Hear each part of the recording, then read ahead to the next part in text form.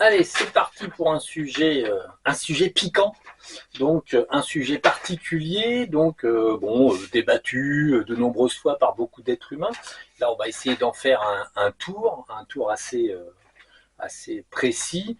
Donc le sujet, c'est donner, recevoir. Bon, ça c'est pas trop compliqué normalement. Et ensuite, surtout, une société comme la nôtre, c'est donner, recevoir, mais surtout prendre. En fait, l'humanité dérive assez grandement sur les défaillances, on va dire, de personnalité, ce qui nous donne en fait une humanité qui en fait est affectée par un mal étrange qui s'appelle l'égoïsme. Et donc on va faire un petit peu le tour de comment ça se passe à travers le fait de donner, de recevoir et surtout de prendre. Donc, alors j'ai fait une petite liste, il va falloir que je coche pour que je n'oublie rien. Certains exemples sont assez amusants, vous verrez bien. Donc voilà, alors là c'est du sérieux, après ça peut vous servir de base bien sûr pour des méditations, en fait vous pouvez quand même à travers ce que je dis là, reprendre en fait la thématique et y méditer vous-même, ce qui permet en fait de se faire un avis constructif sur la personnalité, comment on est soi-même et comment on évolue et comment on peut améliorer véritablement sa propre perception par rapport à cet épineux problème qui est d'exister en 3D avec ses camarades humains sans être véritablement une plaie pour les autres. Donc, alors, moi j'ai noté bon, il va falloir que je vois, j'en oublie pas trop. Donc, ce monde, en fait, ne donne rien. C'est vrai que nous sommes dans un monde aujourd'hui, là, moderne, où donner, ça reste quelque chose qui devient de moins en moins fréquent. Tout est à vendre, hein, c'est clair.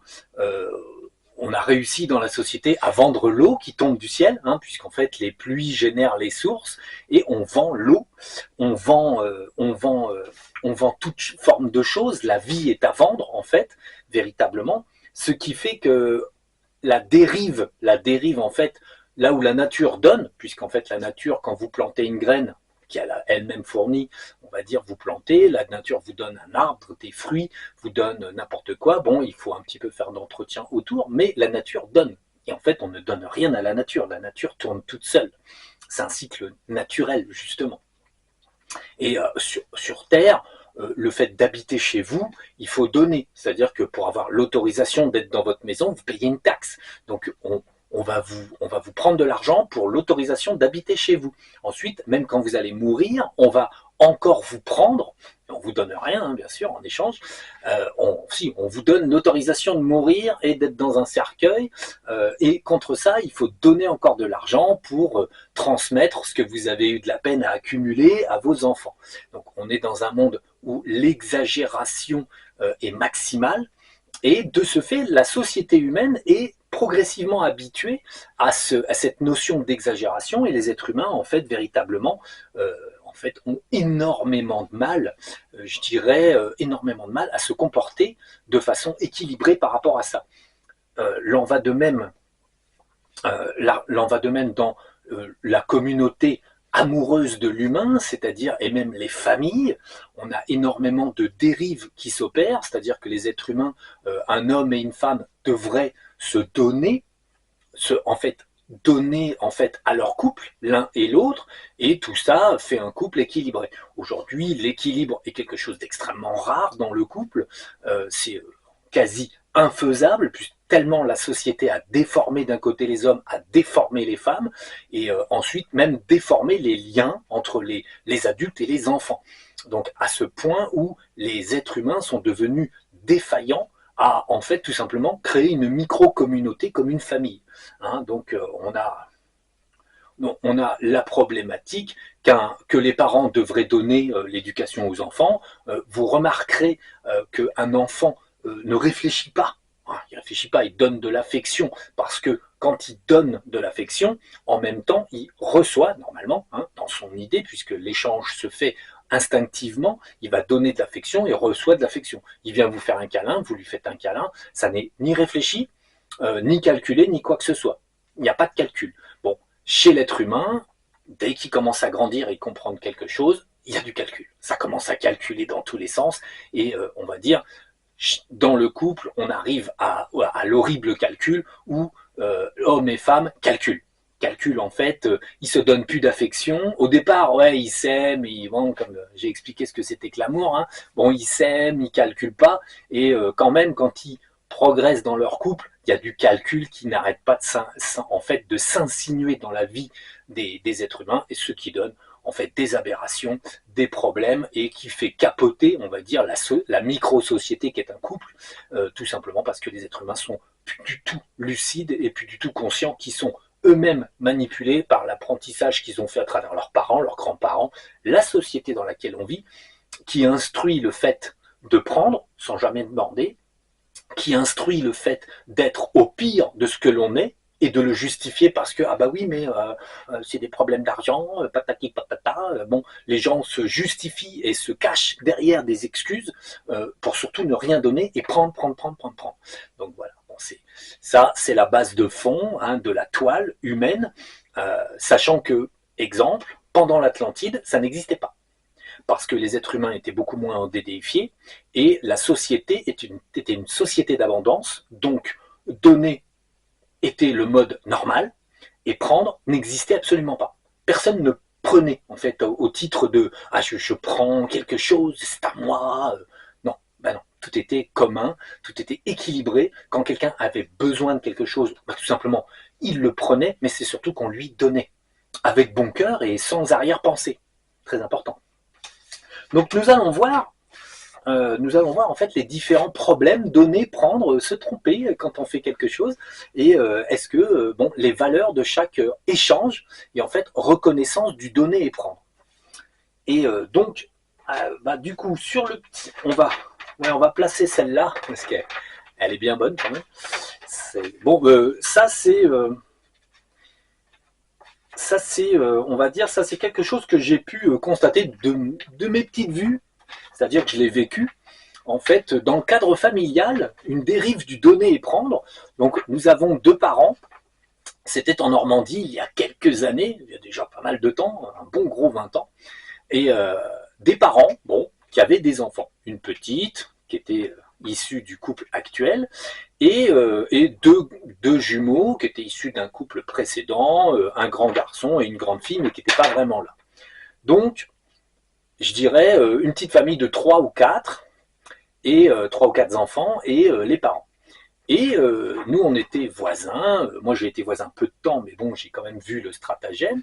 Et là, on a une petite famille qui, par exemple, en fait, bon, le soir, la petite dame qui habitait là nous invite à manger. Et en fait, bon, très bien, on est là un peu en avance.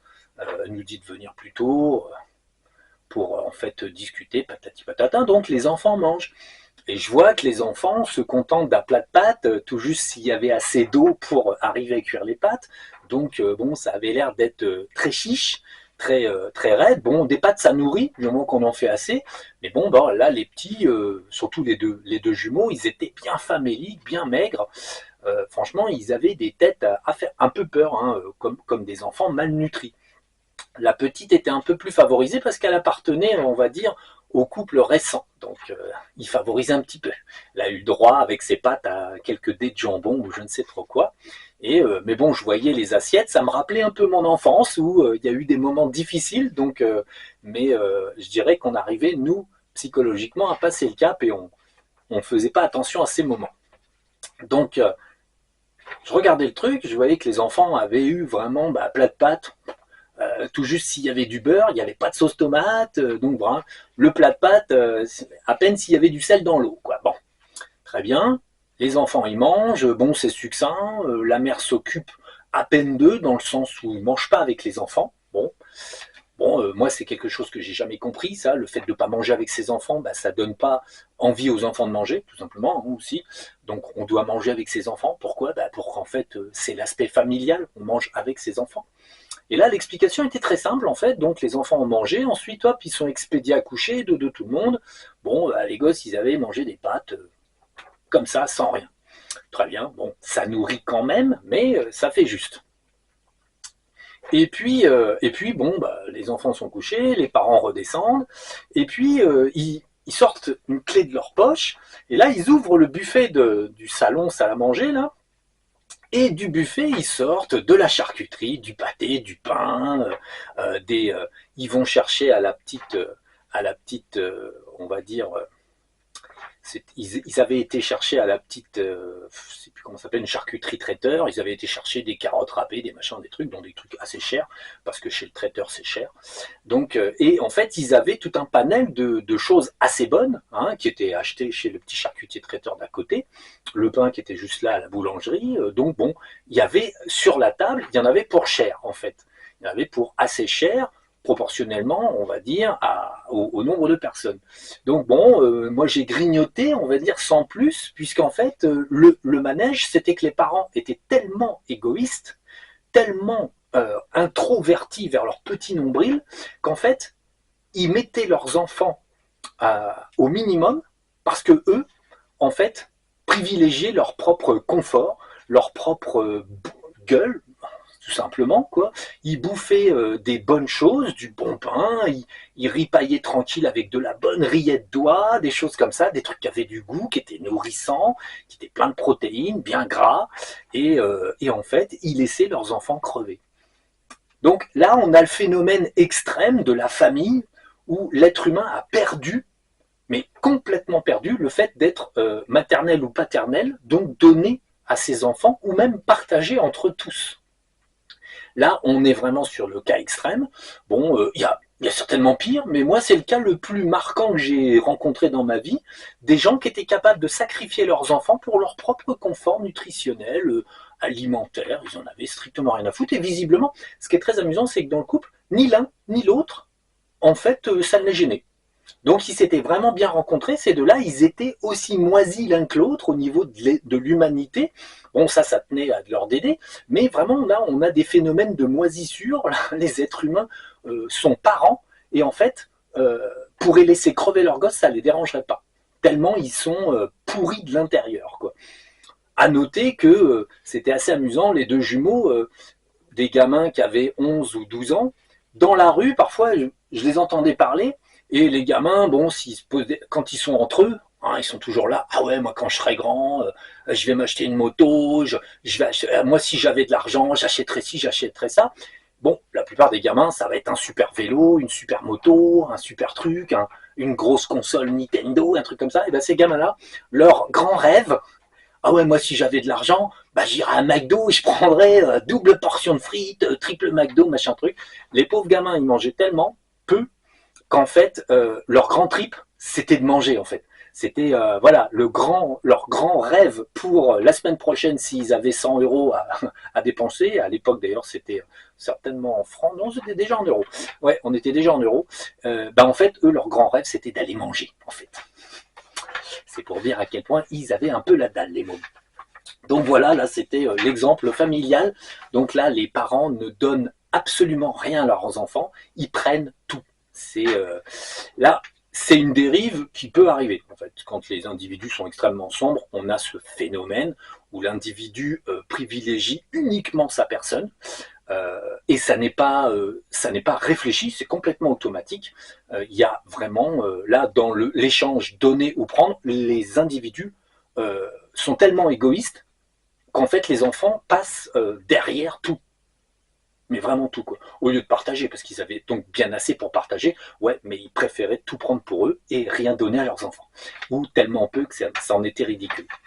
Donc bon, c'est un peu grave, mais bon, je dirais que proportionnellement à l'état de l'humanité en ce moment, ça va encore, quoi. Il y a pire, c'est ça le pire. Donc voilà. Alors on a, ouais, on va faire un petit peu la liste comment dire, des amusements de ce genre. Euh, J'appelle ça le donner comment dire, à la Jacques Brel, en fait, dans la chanson de C'est chez ces gens-là.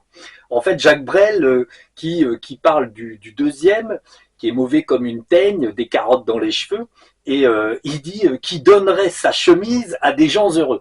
Effectivement, on peut rencontrer, c'est assez rare, mais on peut le rencontrer, on va dire, des gens qui, effectivement, veulent donner quelque chose d'abominable, entre guillemets, effectivement, qu'essaye de donner de la merde, mais alors là, bon, c'est vous donner des ennuis, en fait, vous nuire à travers le don. C'est Alors c'est un peu des phénomènes d'extrême, mais c'est croisable.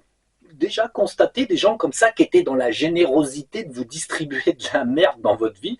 Donc bon, là on est encore sur un phénomène un peu extrême, mais Jacques Brel le fait remarquer dans sa chanson avec humour, mais c'est exact, ça existe en fait. Bon, plus rare évidemment. Mais c'est à noter, on pourrait appeler ça le don à la Brel, quoi, chez ces gens-là. Donc bon, assez amusant. Alors, qu'est-ce qu'on regarde?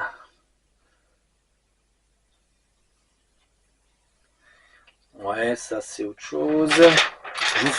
J'ai fait une liste parce que bon, il est important de passer par l'ensemble du phénomène donner et prendre. Hein.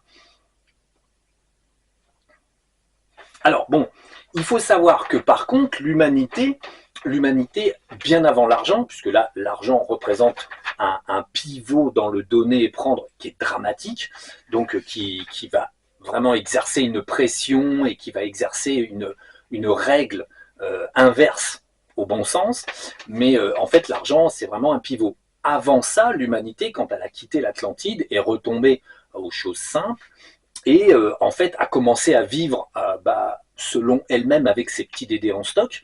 Nous verrons plus tard sur d'autres vidéos en fait comment sont arrivées la masse des dédés, donc qui ont pourri l'humanité restante après l'Atlantide. Mais en fait, même du temps où l'humanité échangeait, troquait, puisqu'il n'y avait pas de monnaie, il n'y avait pas de valeur, à cette époque-là, on faisait du troc et on contrôlait que le troc soit juste. Il y avait en fait des gestionnaires de troc. Quand deux personnes n'étaient pas d'accord sur le troc, on faisait venir la personne la plus soi-disant digne de, on va dire, de ce nom dans le village et qui gérait le troc et qui allait dire oui, oui, si, toi tu donnes 3 vaches pour 2 chevaux, et puis toi tu donnes 40 poulets pour une vache. Donc voilà, puisque de tout temps, on a toujours eu des êtres humains qui étaient manipulés et qui, en fait, voulaient une vache contre une poule. Ça leur paraissait bien. Eux, ils donnaient une poule, ils recevaient une vache. C'était bon, c'était équilibré. Ça fait 2 bêtes, hein, après tout. Donc bon, pas plus de valeur pour une poule que pour une vache. Donc on a toujours eu des gens qui ont en fait véritablement décroché totalement de la lucidité et qui ne voyaient pas là où se trouvait le problème d'échanger une vache contre une poule ou une poule contre un cheval. Ça paraissait tout à fait équitable. Ces gens-là font preuve de mauvaise foi évidente, mais en fait, on peut remarquer que bon, parfois la mauvaise foi est bien sûr calculée, hein, complètement consciente, et parfois la personne est tellement défoncée d'aider que la mauvaise foi qu'elle met dans son argumentation est techniquement relativement inconsciente. C'est-à-dire que la personne est pénétrée de l'idée que sa poule vaut au moins une vache. Ça doit être une poule qui pond des énormes œufs, quoi. C'est une poule moute. Donc bon, c'est des grosses poules. Donc bon, avec des défenses et tout et tout. Donc bon, voilà. Donc ça, c'est quelque chose qui a toujours existé. Il n'y a pas, on va dire, finalement, aujourd'hui, il y a de l'argent, ce qui permet que ça soit techniquement pire, mais en fait, ça n'a pas vraiment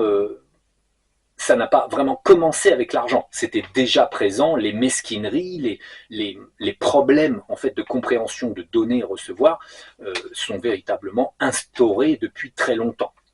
En tout cas, à peu près 15 000 ans, disons. Donc,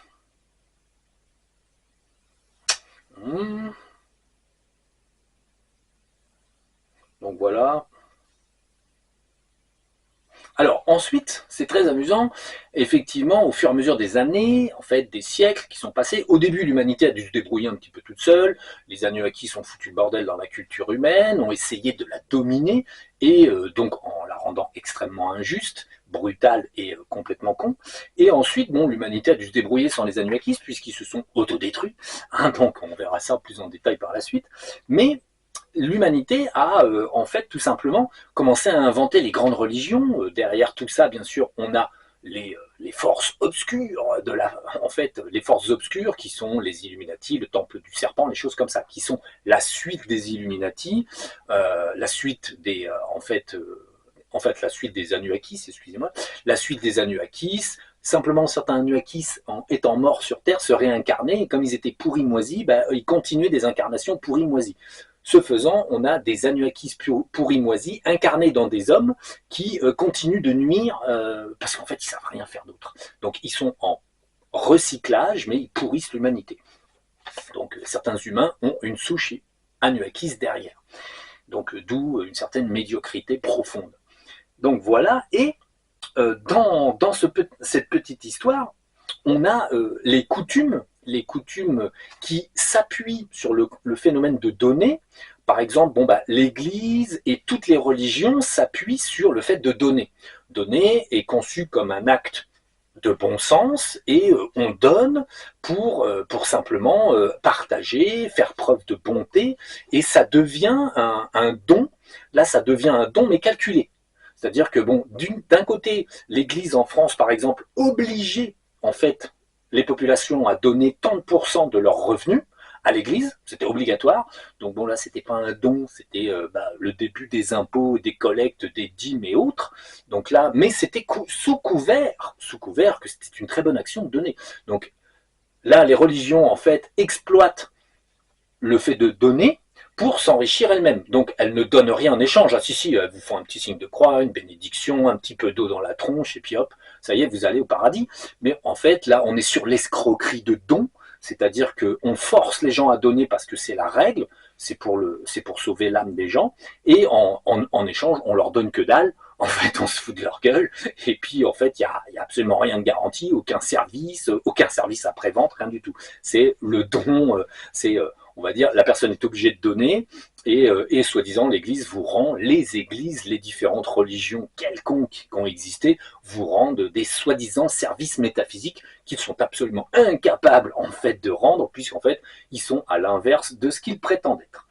Donc ça, c'est vraiment les dons pourris moisis, forcés. Donc là, cette culture du don est exploitée. Alors, à travers la coutume bouddhiste, on a à un moment donné, au Tibet, en Inde, et même en ce moment, il reste dans quelques pays bouddhistes, il reste en fait, j'ai pas la carte, vous avez vu, j'ai investi, hein, donc, enfin, j'ai pas investi, j'ai recyclé, c'est terrible, hein, les petits moyens, des petits youtubeurs de merde, quoi. Donc, donc l'idée, en fait, c'est que le bouddhisme, aujourd'hui, en fait, l'hindouisme, a exploité le fait de donner. Là, au départ, c'était normal, c'est-à-dire que les gens allaient faire de la dévotion, mais surtout, en fait, ils donnaient parce qu'ils savaient qu'il fallait donner. C'était marqué, en fait, dans l'instruction métaphysique, l'instruction religieuse bouddhiste et hindouiste. En fait, il y avait le côté qu'il était important de donner si on voulait recevoir. On s'apercevra que dans certaines vies, certaines personnes passent leur temps à donner et ne reçoivent strictement rien. Donc, ou tellement peu que finalement, elles passent leur temps à donner et rien ne tombe du ciel, jamais. Donc, c'est mon cas dans ma propre vie. J'ai beaucoup donné, j'ai tellement peu reçu que maintenant, forcément, on va être à court de tout. Donc, c'est amusant. Mais je vous en reparlerai. Donc, l'idée, c'est que le côté donné chez la religion hindouiste et bouddhiste, en fait, l'a été compris. Au départ, c'était compris, c'était normal, il y a vraiment un sens à tout ça.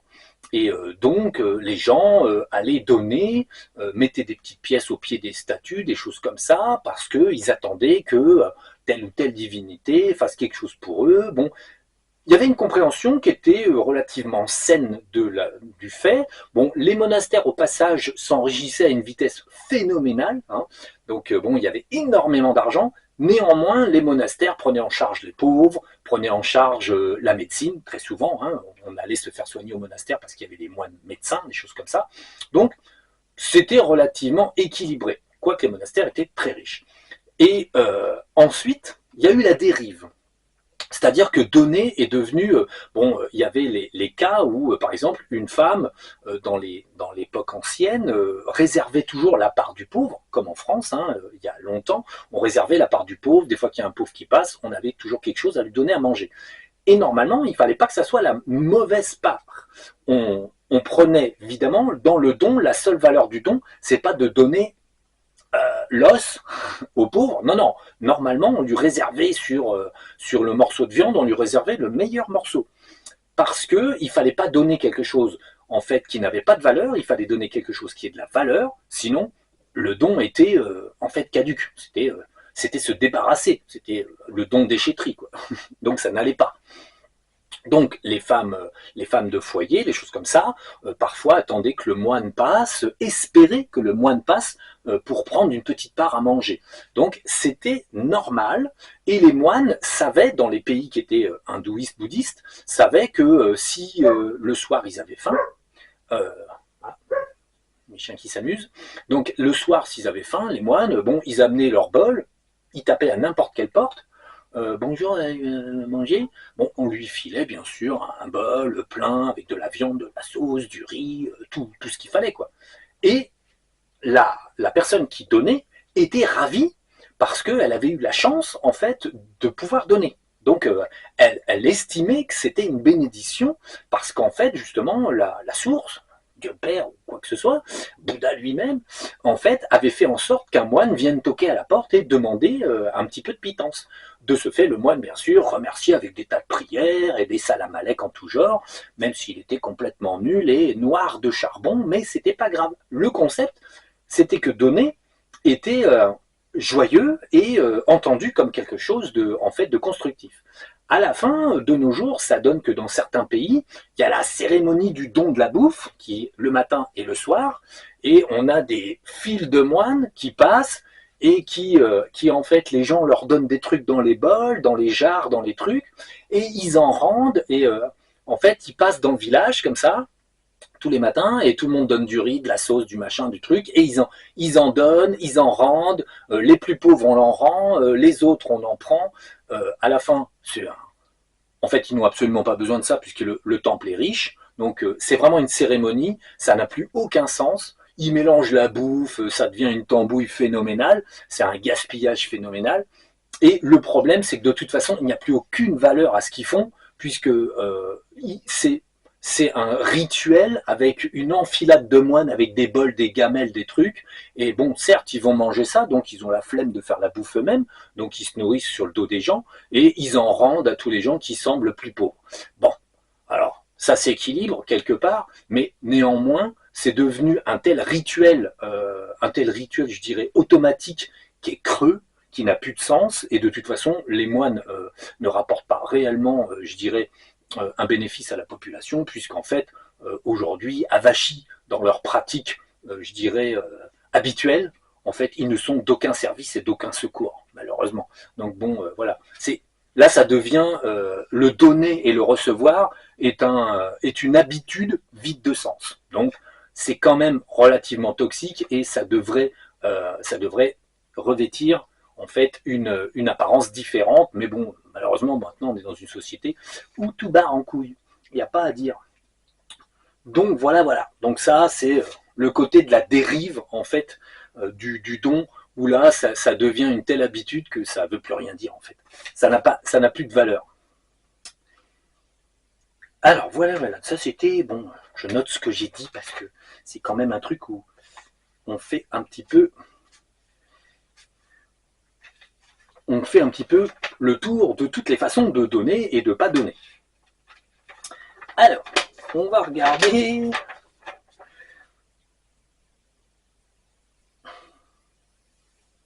Alors, on va attaquer en fait on va dire les petites précisions dans le domaine de données.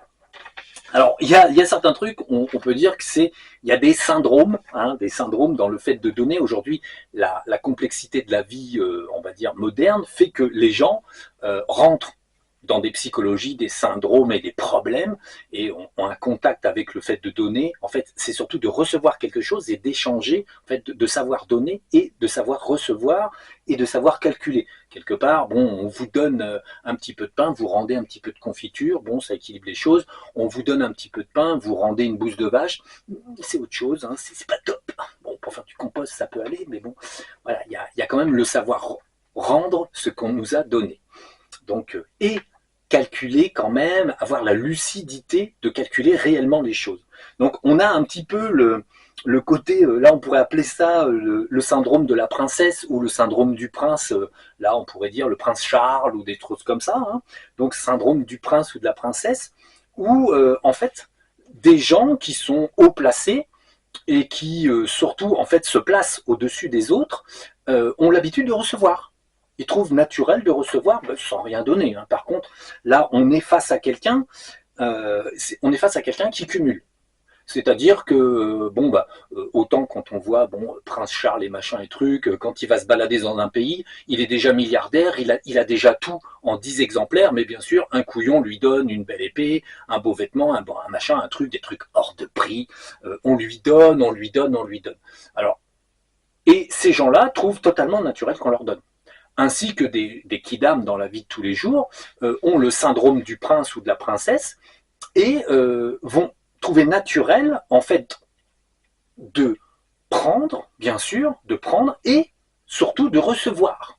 C'est normal, je reçois, c'est normal. Par contre, je ne donne pas grand-chose ou rien, par contre, parce que je suis tellement important, ou tellement important, que pourquoi me casser la tête à rendre? Non, je suis trop important, donc je reçois, je cumule et je trouve naturel de ne rien échanger. Je n'échange pas. C'est-à-dire, je prends. Je prends, je reçois, je prends, je reçois, je suis ravi, contente et content et voilà, les gens sont parfois en fait des receveurs, hein, ils reçoivent, ils reçoivent, ils reçoivent, ne donnent strictement rien ou hyper peu et ne voient pas qu'il y a un décalage. C'est-à-dire qu'ils ne font aucun effort pour calculer que ah bah oui tiens un tel m'a donné ça, ce serait peut-être bien que oui j'échange en fait, j'échange. Simplement je reçois un service, je redonne un service, mais j'essaye de mesurer le niveau de service que je reçois et donc le niveau de ce que je vais rendre. Parce que sinon, on reçoit, on reçoit, on reçoit, on reçoit, et puis on rend des cacahuètes. Des cacahuètes, voilà. Ça, à un moment donné, il faut savoir calculer. Le syndrome du prince ou de la princesse n'est pas si rare. On a beaucoup de gens comme ça qui font preuve d'égoïsme, hein, donc tout leur est dû et rien n'est dû par eux. Donc ça, phénomène à éviter, courant, je dirais, courant, moyennement courant, je dirais, pas chez tout le monde, à différents degrés, bien sûr, il y a toujours le degré extrême, Prince Charles par exemple, et il y a les degrés moindres chez les gens de moindre fortune. C'est un peu proportionnel, mais on a quand même dans la société des gens qui se prennent pour des princesses et des princes et qui ne voient pas pourquoi ils échangeraient à valeur égale. Ils prennent, c'est tout. Donc c'est l'un des, on va dire, le syndrome du prince ou de la princesse, on va dire, est à étudier et à réfléchir parce que il est important d'être juste dans l'échange, puisque donner, normalement, c'est un échange. On donne, on essaye d'échanger quelque chose pour être équilibré dans le don et le recevoir. Alors, c'est assez dû, bien sûr, à l'heure actuelle, chez les personnes, on va dire, du tous les jours, c'est assez dû au phénomène où cette société étant une dérive profonde des sociétés d'avant, aujourd'hui, il est beaucoup plus facile de se prendre le melon total et de ne pas s'apercevoir qu'on se comporte comme une princesse. Il y a des psychologues qui disaient qu'il faut arrêter de lire faut arrêter de lire des histoires d'enfants où il y a des princesses, des princes, des trucs comme ça, parce qu'en fait, ça gonfle le melon des nanas qui se prennent pour des princesses, ça gonfle le melon du pompier ou du chasseur ou du prince, et en fait, les enfants dérivent. Bon, c'est pas totalement vrai, c'est pas totalement faux, c'est à étudier, on va dire. C'est vrai que le modèle de la princesse, il faut désamorcer pour que les gamins se retrouvent pas effectivement avec des melons formidables dès le départ. Jouer à être une princesse ou un prince, faut faire attention à ce que ça dérive pas dans l'aspect un petit peu trop se sentir comme une princesse ou un prince, et donc ne plus rien échanger. Trouver normal que les gueux en fait donnent et que le prince reçoive. Donc voilà, à surveiller chez les enfants. Donc, ensuite, il y a le don. Alors là, c'est le donner social. C'est-à-dire que là, c'est le je donne, c'est de bon ton. Hein. Donc là, on a des personnes qui, comme tous les riches de ce monde, et comme tous les artistes des Restos du Cœur, des choses comme ça, ils donnent de leur temps, ils signent des chèques, des trucs comme ça, c'est entièrement déductible des impôts. Ils donnent que dalle, en fait. En fait, ils se payent moins d'impôts. Donc, en fait, ce sont des dons m'as-tu vu Là, c'est comme, je sais plus quel crétin, là, Bernard Arnault, qui a fait un chèque pour je ne sais trop quoi. Bien sûr, il fait voir qu'il a fait le chèque et tout. Bon, voilà, il se fait de la pub. C'est le don social. On fait voir qu'on donne. Euh, D'un côté, on a de l'argent, mais surtout, on est très généreux, on est un brave, on est un gentil. Bon, c'est totalement faux, tout est calculé. Là, c'est du don social. C'est surtout, on se passe du vernis, de la pommade, on s'aime beaucoup. Et en fait, ça n'est pas un vrai don, puisqu'en général, tous ces gens-là, en fait, en général, et précisément, tous ces gens-là, en fait, donnent parce que c'est entièrement déductible de tout leur putain d'impôts, et qui payent pas. Donc en fait, là, on est vraiment sur le don inverse. Je dirais que là, on chie à la gueule des gens en leur faisant croire qu'on donne, alors qu'en fait, simplement, on allège sa propre charge fiscale. Donc en fait, là, c'est un don mensonge total. Là, c'est le cas extrême. C'est le cas de la société d'aujourd'hui, c'est-à-dire les plus riches et les plus pourris se permettent encore de faire croire qu'ils sont généreux, à l'inverse de tout ce qu'ils font du reste de l'année. Donc là, bon, ça, tout le monde peut le voir. C'est affreusement, on va dire. C'est comme quand le gouvernement, soi-disant, débloque de l'argent pour les pauvres. Se foutent de la gueule du monde puisque c'est pas leur pognon. Et en plus, s'ils débloquent que dalle, ça finit dans des niches et des niches et des niches. Tout le monde se sert. Et avant que ça arrive aux pauvres, bah, en fait, il se passe beaucoup de temps. Et il y a tout ça qui arrive pour tout ça d'investi. Donc voilà, des mensonges par-dessus des mensonges. Ça, c'est le faux don. Ça, c'est le don inversé. Je soi-disant donne, mais en fait, ce que je fais, c'est que en fait, je gagne de l'argent sur mon don. Voilà. Donc bon, ça, c'est assez classique. Ça ne concerne pas les pauvres êtres humains qui payent pas assez d'impôts, qui ne sont pas assez riches. Bon, on ne peut pas faire ça. Hein. Bon, à moindre échelle, certaines personnes vont ostensiblement donner devant la société, même s'ils sont eux-mêmes pas très riches, justement pour se gratifier d'être des personnes généreuses. En général, plus le don est ostensible, plus il est médiatisé, plus il est matu vu. Le don matu vu, c'est le don des hypocrites, hein, et des gens qui ne donnent pas. Donc voilà. Alors ensuite, on a le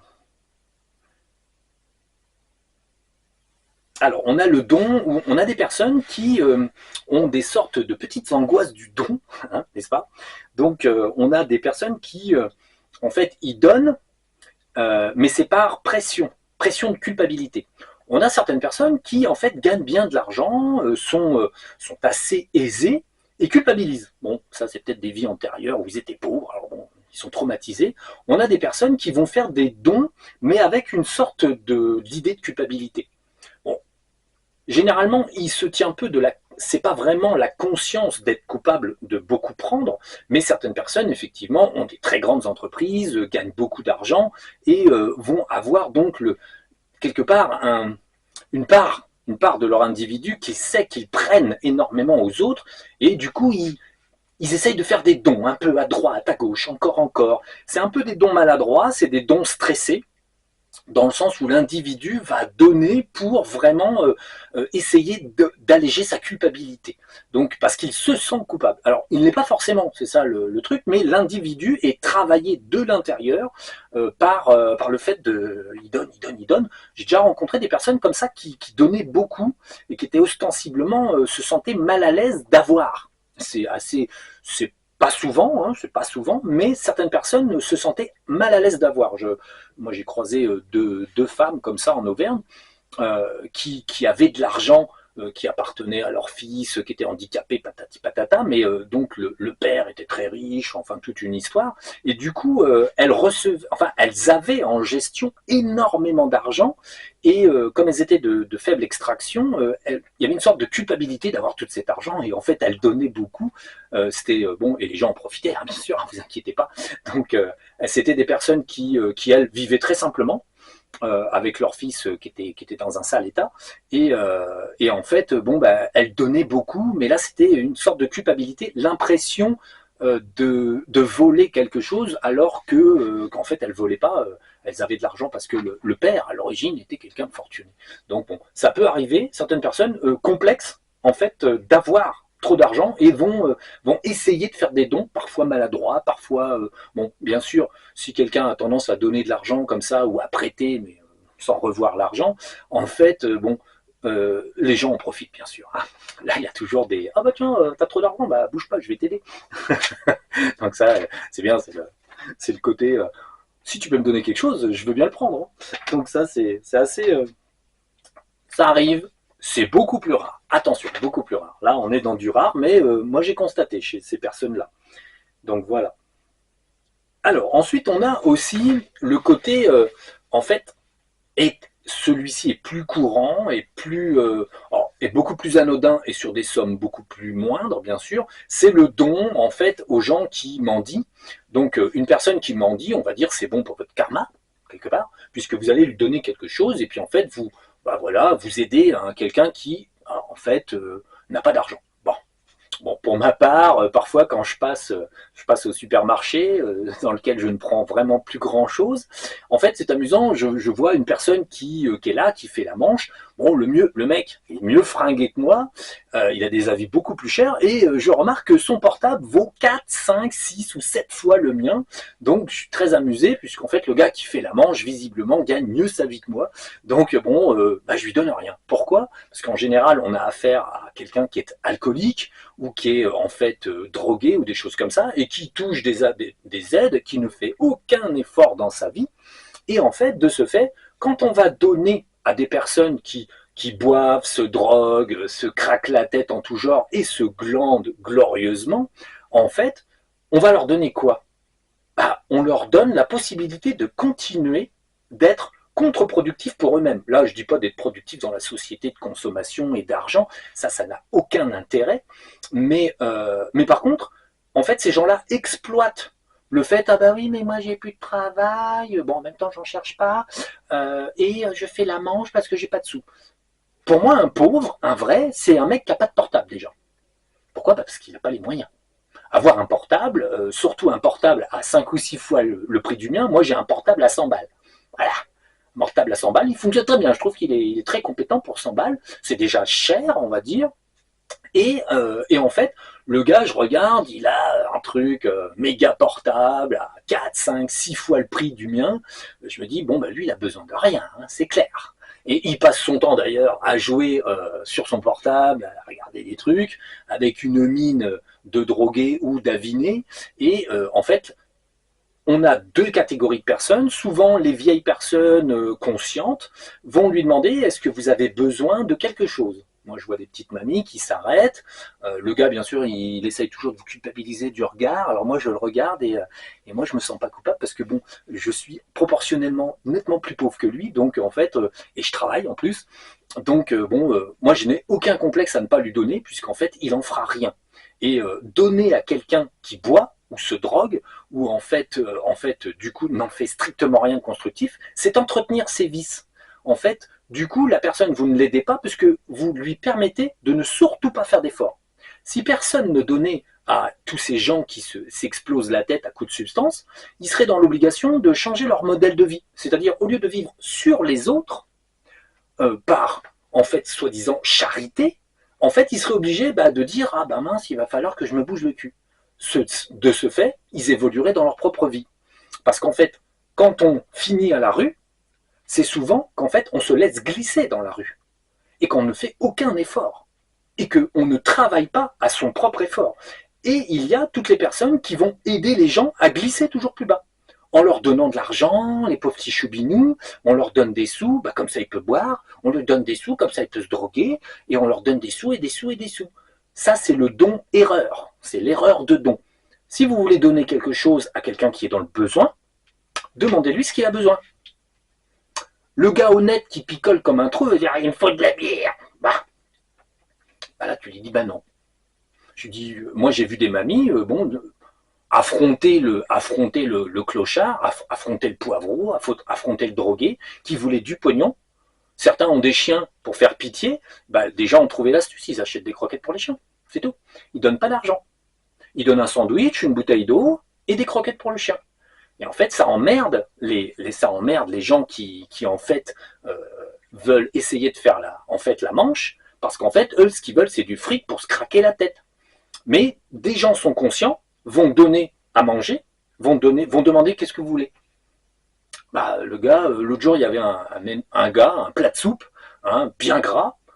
Visiblement, il n'avait pas faim, lui, il n'était pas pauvre depuis longtemps, ou en tout cas, il avait un certain coup de fourchette, quoi. Quand on est pauvre, normalement, on est un peu maigre. Normalement, hein. Bon, lui, il était bien gras. Donc, bon, la personne lui demande qu'est-ce que vous voulez. Ah, bah, ce que vous voulez, la charcuterie, des trucs comme ça.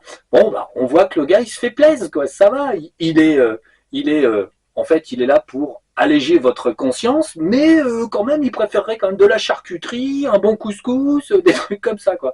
Bon, on est dans le pauvre qui se fout de votre gueule, dans le sens où, en fait, il habite quelque part, il fait la manche parce que c'est moins dur que de travailler, et là, les personnes qui font l'erreur de donner de l'argent à des personnes qui se droguent, qui boivent ou qui en fait ne font strictement rien, là il y a une erreur. C'est-à-dire qu'on donne, mais on donne pour en fait continuer à produire le vice de la personne. Donc il faut bien réfléchir à ce qu'on donne, puisqu'en fait donner est naturel. Oui, on peut donner à quelqu'un qui a faim, à quelqu'un qui a soif, à quelqu'un qui a les premières nécessités, mais si c'est donner de l'argent pour que la personne puisse continuer à s'épandre dans ses vices, là, il y a une erreur. On participe, on est coupable de non-discernement.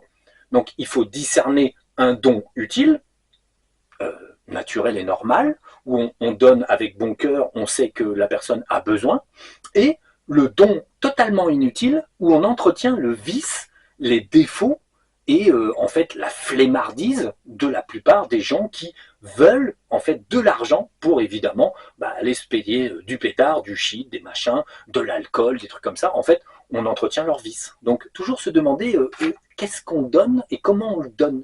Parce qu'en fait, si c'est pour entretenir les vices d'une personne et donc lui permettre de se noyer toujours plus parce qu'il reçoit, il reçoit, il reçoit, et en fait le fait de recevoir chez la personne n'est qu'un, en fait, on lui donne la possibilité de continuer de errer dans ses défauts. Donc c'est bête à dire, mais une personne, si on lui donne plus d'argent pour pas qu'il se drogue, pour pas qu'il boive, à un moment donné, il est dans la merde, il va être obligé de se sevrer. Donc bon, socialement parlant, il faut dire que dans la société moderne d'aujourd'hui, donner, oui, des nouilles, donner de la bouffe, donner des premières nécessités, oui, mais de l'argent pour qu'une personne s'explose la tête, non. Donner pour le chien, les croquettes, oui, mais pas de l'argent pour que, soi-disant, on achète des croquettes. Parce que c'est pas pour les croquettes. Donc, donner, c'est aussi une responsabilité. On doit donner à bon escient. On ne doit pas donner n'importe quoi sans regarder ce qu'on donne. Parce que là, on est coupable d'aveuglement. Et surtout, comme on veut rien savoir, allez, je te donne des sous, je veux rien savoir. T'es médiocre, tiens, je te donne de quoi être médiocre. Il y a une responsabilité dans le fait de donner qu'il ne faut pas oublier. Donc moi, je donne rien parce que j'ai pas les moyens. J'ai toujours dit, la lumière, ça paye pas. Néanmoins, je ne me plains pas, dans le sens où je n'ai pas les moyens dans cette société. Et chose qui ne me gêne absolument pas. Cette société tourne de travers, et avoir les moyens dans cette société, parfois, c'est soi-même qu'on tourne de travers, en fait. Il faudrait commencer à s'habituer, les enfants. Dans quelques années, il n'y a plus de pognon. Donc, commencez à réfléchir. Il faut avancer là-dessus, sur ce chemin-là. Alors, donc, le fait de donner à ces gens-là, en fait, quand on donne à des gens comme ça, il faut quand même enregistrer le fait que souvent on se déculpabilise, bien sûr, en fait, de ne rien faire pour eux. Mais justement, faire quelque chose pour les gens qui, en fait, ont des addictions, c'est souvent de ne pas leur donner. Donc, de ne pas entretenir leurs addictions. Ça, c'est important, puisque, en fait, véritablement, même si on ne va pas changer leur vie, c'est clair, c'est pas parce que vous avez donné 5 balles ou autre chose, ou vous avez donné un paquet de croquettes ou quoi que ce soit, que ça va changer leur vie. La plupart des gens qui sont en cycle descendant continuent de descendre ou stagnent dans leur cycle. Bon, mais réellement pour vous, c'est la lucidité. Il ne faut pas donner n'importe quoi à n'importe qui. Il faut mesurer ce qu'on donne. C'est important, dans le sens où finalement, participer à la déchéance des autres en se disant ouais, mais en fait c'est bon, j'ai donné 10 balles, c'est bon, je suis pas coupable. Bah si, vous êtes coupable parce qu'il va se défoncer avec. Donc donnez-lui 10 euros de nourriture. Ça, c'est moins coupable. Et le gars, vous verrez que moi j'ai déjà vu des clodos ou des mendiants quelconques, hein, en fait, se fâcher parce qu'on leur donne de la nourriture. Ils sont pas contents. Ils sont pas contents du tout. Et ils font les gros yeux aux gens. J'ai même vu en fait, des soi-disant clodo machin tu jeter à la poubelle ce qu'on leur avait donné, parce que c'était pas de l'alcool. Donc voilà. En fait, du coup, autant, finalement, bah, tu veux quoi à boire? Bah non, c'est tout. Il faut être strict et finalement juste avec soi-même. Sans être sévère, il faut être strict et juste.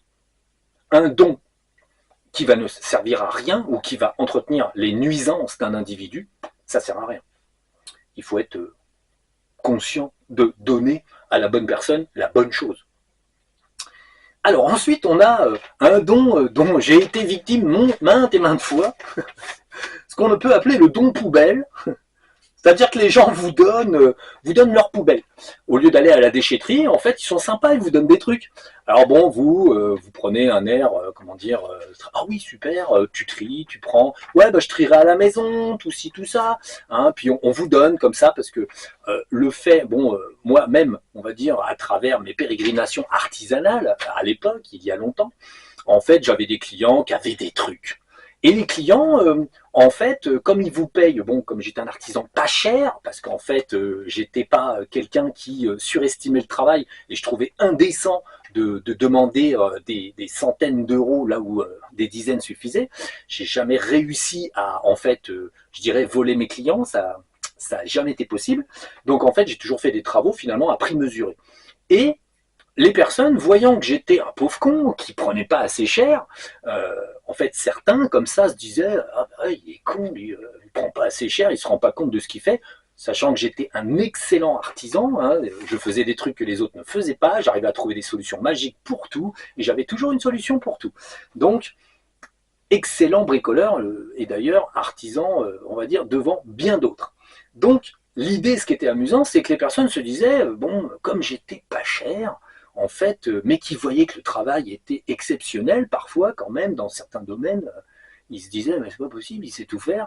Et en fait, bon, quelque part, puisque vous êtes si exceptionnel et si peu cher, vous êtes forcément bête. En fait, l'individu ne peut en fait s'empêcher de vous estimer stupide. Ce qui n'est pas le cas dans mon cas, justement, et surtout je voyais bien les gens qui commençaient à dériver comme ça, à se dire complètement con, il travaille super bien, il est pas cher, et en plus quand je lui dis que j'ai pas d'argent, soi-disant il me croit. Bon, moi les gens qui me disaient ah j'ai pas d'argent, faut me faire tout pas cher, j'ai dit oui, oui, oui. Oui bien sûr, t'as pas de sous, c'est pour ça que t'embauches un artisan. Même si j'étais un artisan pas cher, faire des travaux c'est cher. Enfin, pour ma part, je trouve que c'est cher. C'est démesurément cher par rapport à ce qu'on va livrer aux clients, même si on n'est pas cher. Je trouve que, voilà, malheureusement, moi, ma vision des choses, ça a toujours été ça. Je méritais mon salaire, mais je trouvais que ça faisait déjà des sommes astronomiques en étant 2 fois moins cher que mes collègues. Donc bon, de ce fait, le fait que moi j'ai une véritable honnêteté de fond, les gens arrivaient à leur Dédé arrivait à faire en sorte qu'ils se disaient mais il est complètement con. Alors il commençait à me faire des dons poubelles. Donc en fait j'ai eu assez fréquemment, bon fréquemment pas tant que ça, certains ça allait, ils me donnaient rien, ça allait. Donc bon ils me donnaient juste ce que je leur demandais, la facture. Donc et certains du coup me donnaient des choses. Je disais bah ouais il est forcément pauvre puisqu'il gagne pas bien sa vie. Donc ou pas assez d'après eux en fait. Donc il me donnait des trucs. Alors bon, bah là, c'était le don poubelle, c'est-à-dire on va donner aux pauvres gars, donc bah, on va lui donner des trucs dont on ne se sert pas. Bon, là, à la rigueur, ça peut être du surplus, mais c'est surtout des trucs qu'on allait amener à la déchetterie, mais qu'on n'a jamais voulu mettre à la déchetterie parce qu'on est tellement, on va dire, matérialiste qu'on stocke tout, et au bout de 30 ans, on se dit, ah tiens, le vieux truc, là, plein de poussière, je vais lui donner. C'est sympa, je lui donne. Le truc, ça vaut rien. Hein. C'est un truc qui finit à la déchetterie directe. Voilà, c'est même pas une antiquité, c'est même pas un truc intéressant, mais la personne vous fait un don poubelle. Elle vous fait le don poubelle, elle vous donne quelque chose qui n'a aucune valeur à ses yeux, qui n'a aucun intérêt et dont elle aurait dû se débarrasser il y a déjà 20 ans, mais comme elle est ultra matérialiste et elle trouve un quichon, on va dire, pour la débarrasser, elle fait le don poubelle, le don déchetterie. Ça arrive, on va dire, Je pense que c'est assez fréquent quand même dans la société, puisque l'ultra-consommation donne l'ultra-conservation des biens. Il y a des gens qui accumulent sur des années et des années des tas de merde, et finissent, quand ils croisent, soi-disant, une quiche, un demeuré ou un débile comme moi, bon, bah, ils lui disent, ah bah tiens, je vais te donner des trucs, je suis sympa. Je te donne des trucs, attention, ça a de la valeur. Hein. Donc bon, le don poubelle, c'est-à-dire que la personne en fait, est manipulée par ses DD, se donne bonne conscience comme elle vous paye peu, par exemple, bon, d'après elle, elle vous paye peu, parce que elle est parfaitement consciente, par exemple, que c'est 2 fois le prix ailleurs, bah, elle se dit, tiens, je vais lui donner. Mais, au lieu de donner quelque chose d'intéressant, elle vous fait un don poubelle.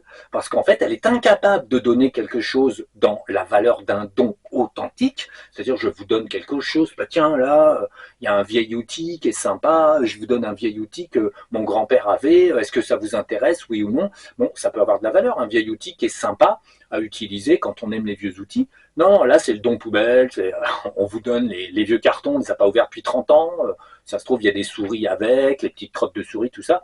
On vous donne tout, comme ça, on est sympa. Donc, le don poubelle valorise l'individu à ses propres yeux. Hein, il se dit, tiens, j'ai fait des dons, je suis sympa, je suis vraiment gentil. En plus, un artisan, puis je lui donne des trucs. Je suis vraiment bien. Donc, ça, c'est très classique, ça arrive. Hein, il n'y a pas besoin d'être artisan. Ça se fait en famille, ça se fait en communauté. Le don poubelle, hein, donc le truc, bah, vous le prenez, vous regardez, il n'y a strictement rien à sauver. Hop, et vous l'amenez à la déchetterie. Donc, parce que bon, vous ne pouvez pas stocker quand même tous les dons poubelles qu'on vous fait. Hein. Donc voilà, ça c'est une part bien navrante. Les personnes, par contre, sont persuadées de faire des bonnes actions, se cachent derrière des excuses, des dizaines d'excuses qui sont bah, le matérialisme et la non-conscience du don poubelle. Donc voilà, ça c'est, on va dire, courant. Je pense que beaucoup de gens ont eu des dons poubelles, sans problème. Et d'ailleurs, bon, c'est très rattaché, bien sûr, à tout ce qui est caricatif ou en fait tout ce qui est donné pour les pauvres. Là, les gens, c'est le don poubelle.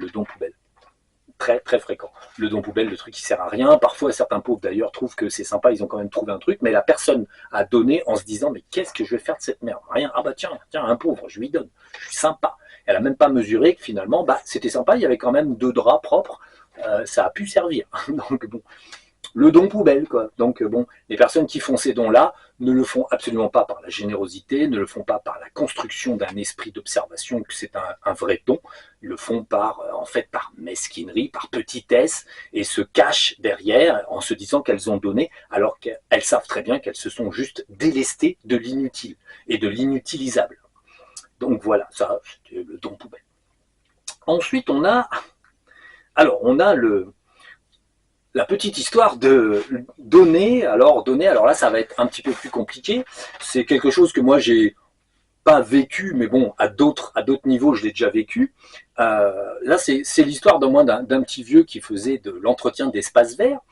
Et donc, un petit gars en Auvergne qui était... il faisait de l'espace vert comme ça pour les gens du coin, souvent pour en fait, les étrangers, les Hollandais, les choses comme ça. Et en fait, là, c'était vraiment des tractations entre les individus. Là, c'est la limite à ne jamais atteindre. Donc là, on va commencer à donner du travail à quelqu'un par soi-disant générosité et par nécessité, mais on va vraiment inverser les choses, c'est-à-dire que c'est le plus riche qui prend au plus pauvre. C'est assez intéressant. Ce petit gars-là, moi, c'est un gars que je connaissais dans le village qui faisait des petits espaces. Alors, il faisait des espaces verts. Il était lui-même déjà assez âgé. Donc, bon, il était rude hein, quand même. Il était assez costaud. Il arrivait à faire tout ce qu'il avait à faire. Mais il était déjà assez âgé. Et bon, bah, il faisait bien sûr les jardins des copines, entre guillemets. Donc, des petites vieilles qui ne pouvaient pas faire le jardin. Donc, ça, c'était rémunéré normalement. Il était déjà pas très cher. C'était un petit papy, donc pas très cher. Et il tombait parfois et assez régulièrement sur les étrangers en fait. Là, c'était plutôt des Hollandais ou c'était plutôt des Parisiens, des choses comme ça, qui le faisaient travailler, notamment une femme en particulier.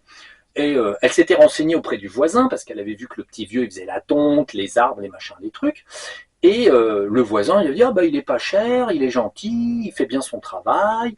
Et donc, elle, parisienne de son état, en fait, bon, bah, évidemment, elle avait besoin, elle n'était pas là tout le temps. Donc, elle avait acheté la maison, elle n'était pas là tout le temps, elle était en résidence secondaire de vacances. Donc, bon, bah, déjà quelqu'un qui a pu acheter une résidence secondaire de vacances, donc, bon, bah, visiblement, un peu plus d'argent que la personne qui vit en résidence principale, n'est-ce pas? Et ben, elle, donc, elle prend contact avec le petit vieux pour l'entretien, et là, bon, elle attaque direct que, bah, elle a pas de sous, quoi. Elle a pas de sous, elle est un peu fauchée, elle a besoin d'entretien parce que, bah, elle peut pas, argumentant que, bah,